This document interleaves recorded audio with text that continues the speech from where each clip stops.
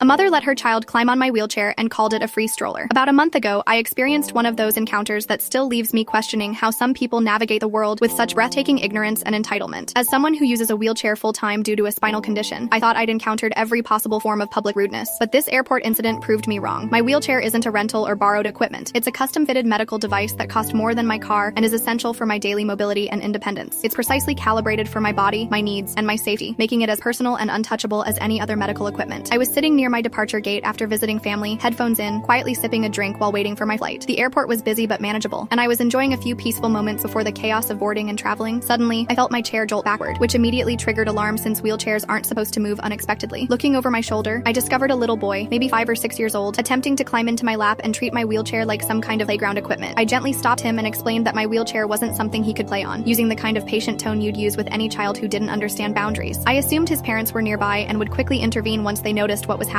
Instead, his mother appeared and immediately accused me of being rude to her child, defending his behavior as just playing, like that somehow justified allowing him to climb on a stranger's medical equipment. I was genuinely stunned for a moment, then calmly explained that this was my wheelchair, a medical device, not a toy or playground equipment. I thought clarifying the situation would immediately resolve the misunderstanding and prompt an apology. She actually laughed at my explanation and said, "You're just sitting there, so what's the harm? It's like a stroller, right?" The comparison was so fundamentally wrong and offensive that I struggled to process how someone could be that ignorant about basic disability awareness. Wheelchairs and strollers serve completely different purposes for completely different populations with completely different safety requirements. I explained more firmly that letting her child climb on me wasn't safe for either of us and was wildly inappropriate regardless of any other considerations. My wheelchair is calibrated for my specific weight and body mechanics, and additional weight or sudden movements could cause injury to both myself and her child. Her response was to roll her eyes and mutter about how people are so uptight these days, as if basic respect for medical equipment and personal boundaries represented some kind of social overreach. Fortunately, airport security had witnessed the entire interaction and approached to check on the situation. They asked if I wanted to file a formal report, but I declined, preferring to simply board early and escape the bizarre encounter. As security walked me to the pre-boarding area, I could still hear her talking to her child, saying that some people fake being disabled for attention, and warning him not to be fooled by people like me. The irony of her comment was almost laughable. If I wanted attention, I'd get it by standing up and doing a backflip, but I literally can't because I actually need my wheelchair for mobility. Her suggestion that I was performing disability for public attention revealed such profound ignorance about what life with a spinal condition actually involves. The whole experience highlighted how some parents teach their children that other people's medical equipment, personal space, and physical boundaries are irrelevant if they inconvenience their child's entertainment. It also demonstrated how quickly ignorance can turn into hostility when someone's worldview is challenged by reality. What disturbs me most is knowing that her child is learning these attitudes about disability, medical equipment, and basic respect for others. He's being taught that other people's needs are secondary to his desires, and that questioning authority figures about inappropriate behavior makes you uptight rather than reasonable. Some people genuinely believe the world exists primarily for their convenience, and anyone who objects to being treated as a prop in their family's entertainment is somehow the problem.